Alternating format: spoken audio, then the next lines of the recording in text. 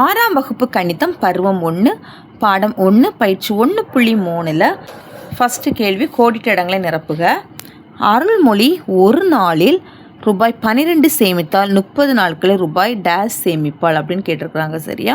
12 30 பெருக்கணும். 12 30 பெருக்கும்போது நம்மளுக்கு எவ்வளோ வரும்னா 360. அடுத்த செகண்டு, ஏ என்பவர் 12 நாட்களில் ரூபாய் 1800 வருமானம் பெறுகிறார் எனில் ஒரு நாளில் ரூபாய் டேஷை பெறுவார் அப்படின்னு கேட்டிருக்கிறாங்க. ஓகேவா? இந்த 1800 12ஆல் டிவைட் பண்ணணும்.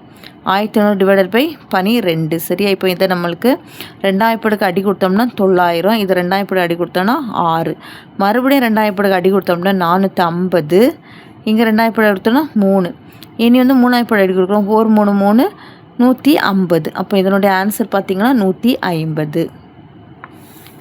அடுத்து 45 வகுத்தல் 7 + 8 - 2. சரியா? இப்போ இதில் 45 வகுத்தல் 7 8 கூட்டினா 15 - 2. இது 45 15 வகுக்கும்போது 3 வருமா? 3 - 2. 3லேருந்து 2 கழிச்சோம் அப்படின்னா 1. அடுத்து சரியா தவற என கூறுக. 3 + 9 பெருக்கல் 8 = 96. சரியா? இப்போ இது ரெண்டத்தையும் பெருக்கணும். ஏன்னா முதல்ல பிட்மாஸ் ரூல் படி பார்த்தா இது நம்ம படிக்கிற பயிற்சி ஃபுல்லாக பிட்மாஸ் ரூலை தான் நம்ம படிக்கிறோம். ஓகேவா? பிட்மாஸ் ரூல் அப்படின்னா என்னென்னா, ப்ராக்கெட் வந்துச்சுன்னா ப்ராக்கெட்டை ஃபஸ்ட்டு சிம்பிளிஃபை பண்ணணும். அடுத்தது இண்டிசஸ்னு அடுக்குகள். இது வந்து டிவிஷன், அடுத்த மல்டிப்ளிகேஷன், அடிஷன், சப்ராக்ஷன். ஓகேவா? இதை வச்சு தான் நம்ம இந்த இதில் இருக்க பயிற்சி கணக்கில் நம்ம செய்ய போகிறோம். இப்போ பிட்மாஸ் ரூல் படி பார்த்திங்கன்னா முதல்ல வரக்கூடியது என்னென்னா, கூட்டல் வருமா பெருக்கல் வருமானா பெருக்கல் தான் வரும். அப்போ 9 8 நம்ம பெருக்கணும் அப்படின்னா 72. சரி? 9 8 பெருக்குனா 72. அப்போ 3 + 72. இதை கூட்டம் 75 தான் வரணும். ஆனால் அவங்க ஆன்சர் என்ன கொடுத்துருக்காங்க? 96 கொடுத்துருக்காங்க. இதனுடைய ஆன்சர் தவறு. அடுத்த செகண்டு, 7 × 20 - 4. 7ஐயும் 20ஐயும் பெருக்கணும் அப்படின்னா 140 - 4. 140 4 கழிச்சு 136 தான். அவங்களும் கரெக்டான ஆன்சர் தான் தந்திருக்காங்க. அப்போ இதனுடைய ஆன்சர் சரி. அடுத்தது மூணாவது, 40 + 56 - 6 வகுத்தல் 2. 40 ப்ளஸ் ஃபஸ்ட்டு ப்ராக்கெட் வருமா? 56லேருந்து 6 கழிச்சோன்னா 50 வகுத்தல் 2. 40 + 50 2 வகுத்தோம்னா 25. இனி 40 25 கூட்டணும் அப்படின்னா என்ன வரும்னா 65 வரும். ஆனால் நம்மளுக்கு ஆன்சர் 45 தான் தந்திருக்காங்க. அப்போ இதனுடைய ஆன்சர் என்னென்னு பார்த்தீங்கன்னா தவறு.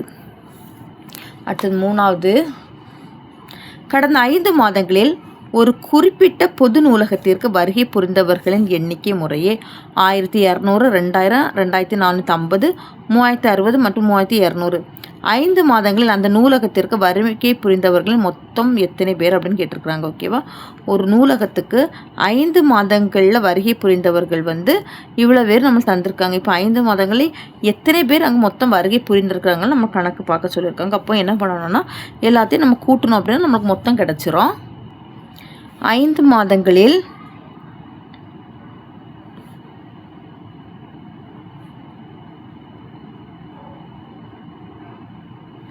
நூலகத்திற்கு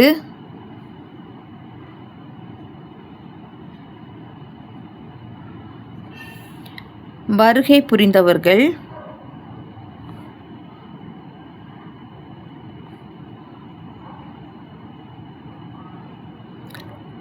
எல்லாத்தையும் நம்ம எழுதிக்கிறோம்.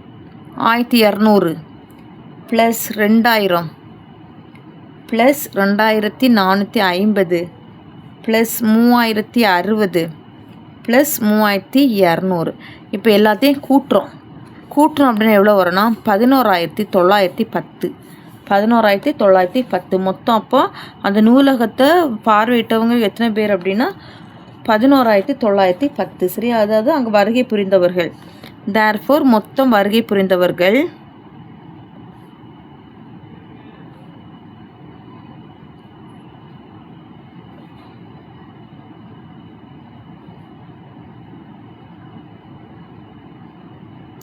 = 11910. அவ்வளோ. 4வது கேள்வி என்ன தந்திருக்காங்க அப்படின்னா, சேரன் வங்கியில் சேமிப்பாக ரூபாய் 7,50,250 வைத்திருந்தார். கல்வி செலவிற்காக ரூபாய் 5,34,500 திரும்ப எடுத்தார். அவரின் கணக்கில் உள்ள மீதி தொகையை காண்க அப்படின்னு சொல்லியிருக்கிறாங்க. சரியா? சேரன் வந்து வங்கியில் எவ்வளோ ரூபா சேமித்து வச்சுருக்கிறான் அப்படின்னா 7,50,250. இப்போ அவன் கல்வி செலவுக்காக எவ்வளோ திரும்ப எடுத்துட்டான் அப்படின்னா 5,34,500 திரும்ப எடுத்த. இப்போ எவ்வளோ மீதி தொகை இருக்குதுன்னு கேட்டிருக்குறாங்க. சரி, அப்போ என்ன பண்ணணும்? இந்த அமௌண்ட்லேருந்து இந்த அமௌண்ட்டை கழிச்சாலே போதும், நம்மளுக்கு தேவையான ஆன்சர் கிடச்சிரும். சேரன் சேமித்த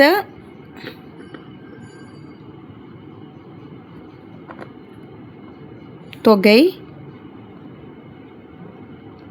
= ரூபாய் 7,50,250. திரும்ப எடுத்த தொகை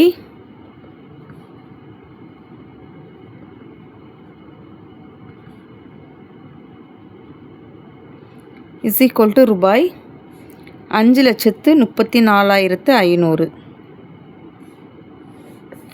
therefore மீதி தொகை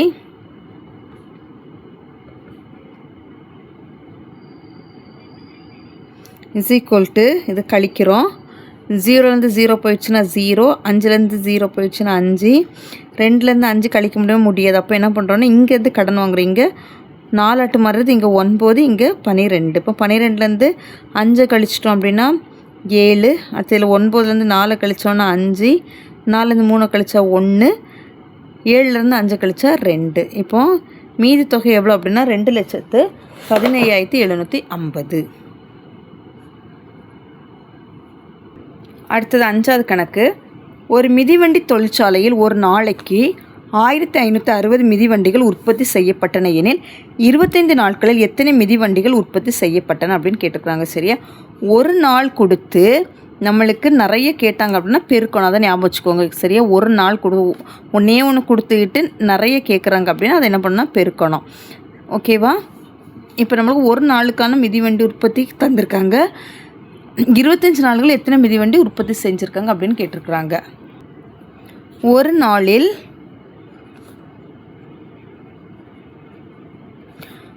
உற்பத்தி செய்த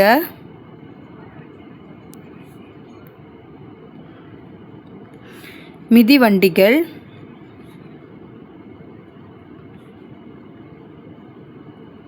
=1560. therefore 25 நாளில்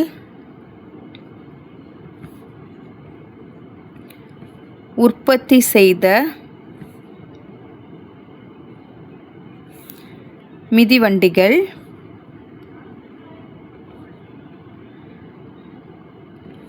= 25 1560 பெருக்கிறோம். 25 பெருக்கல் 1560 நம்ம பெருக்கலாமா? 1560 25. 0 6 30க்கு 0 மீதி 3, 5 25 25 + 3 28க்கு 8 மீதி 2, 1 5 5 + 2 7. அடுத்து 2 0 பெருக்குனா 0, 2 6 12க்கு 2 மீதி 1, 2 5 10 10 + 1 11 மீதி 1, 1 2 2 + 1 3, 0 0 10க்கு 0 மீதி 1 9 3. சரி, அப்போ மொத்தம் எத்தனை மிதிவண்டிகள் தயாரிச்சிருக்காங்க அப்படின்னா 39,000 மிதிவண்டிகள் தயாரிச்சிருக்காங்க. சரியா? therefore 25 நாளில் 39,000 மிதிவண்டிகள் உற்பத்தி செய்யப்பட்டன.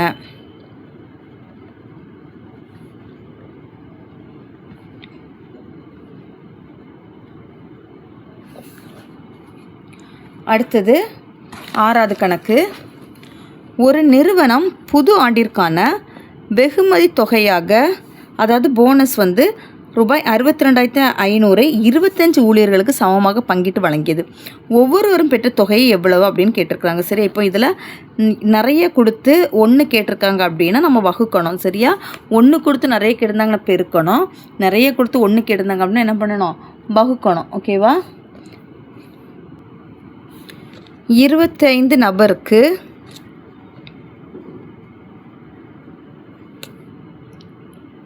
வெகுமதி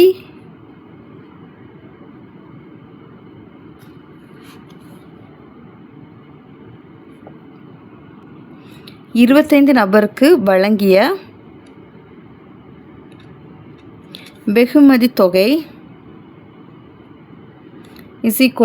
ரூபாய் 62,500. therefore ஒரு நபருக்கு வழங்கிய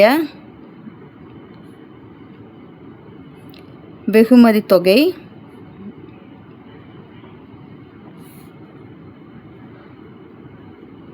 = 62,500 25ஆல் வகுக்கிறோம். சரியா? இப்போ ஃபஸ்ட்டு இது 5ஆம் வாய்ப்பாடுக்கு அடி கொடுத்தோன்னா 5 25, இது 5ஆம் வாய்ப்பாடு அடி கொடுத்தோன்னா 1 5 5 மீதி 1, 2 5 10 மீதி 2, 5 25 0 0. அடுத்து 5ஆம் வாய்ப்பாடு அடி கொடுத்தோன்னா 1 5 5, 2 5 10 மீதி 2 25 வருமா? 5 25 மீதி 0 0. இப்போ அப்போ ஒரு நபருக்கு வழங்கிய அமௌண்ட் எவ்வளோ அப்படின்னா ரூபாய் 2,500. therefore ஒவ்வொருவரும்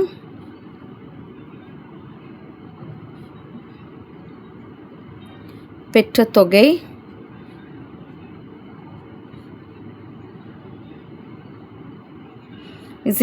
ரூபாய் 2,500. 7வது கணக்கு சுருக்குக.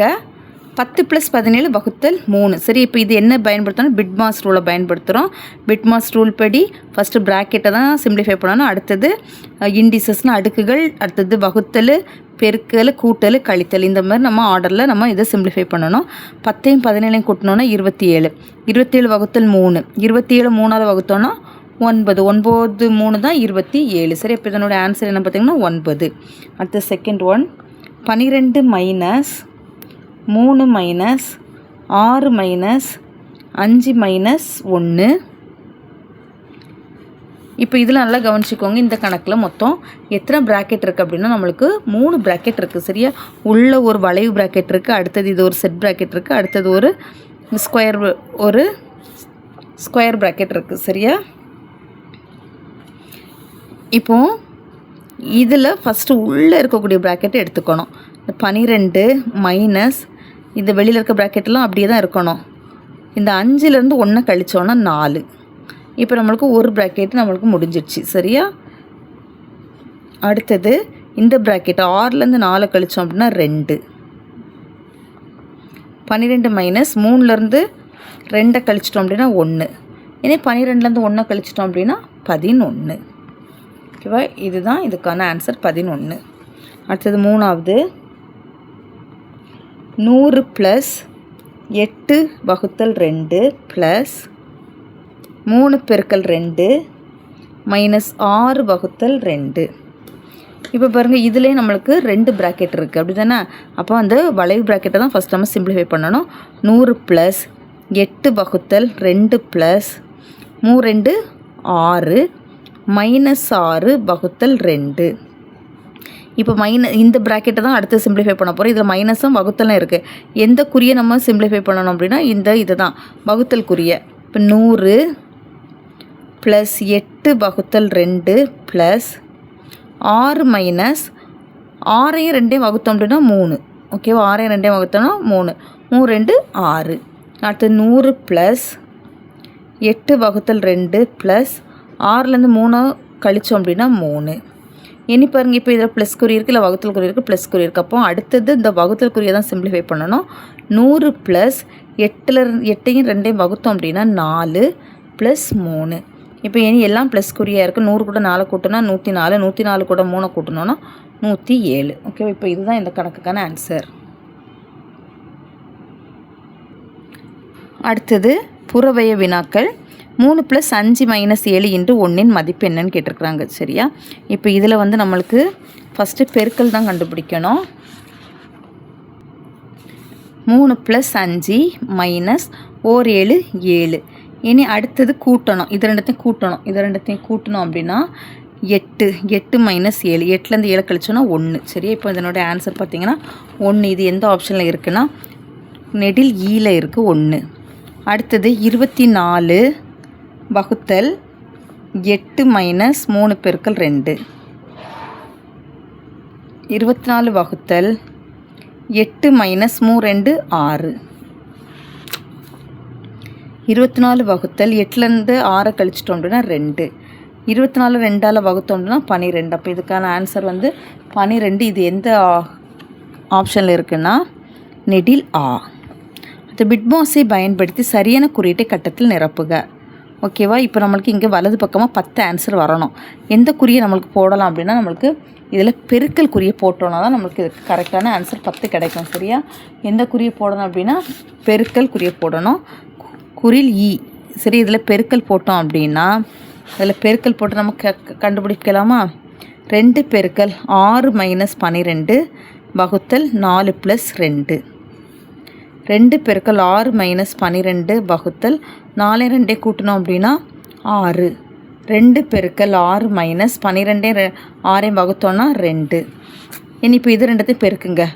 2 6 12. 12 மைனஸ் 2. 12 2 கழிச்சோம் அப்படின்னா 10. இப்போ நம்மளுக்கு ஆன்சர் 10 தான் நம்மளுக்கு வரணும். அப்போ எந்த குறியை நம்ம அப்ளை பண்ணணும் அப்படின்னா பெருக்கல் குறியை அப்ளை பண்ணணும். ஓகேவா? அவ்வளோதான், இந்த பயிற்சி முடிஞ்சிச்சு. தேங்க்யூ.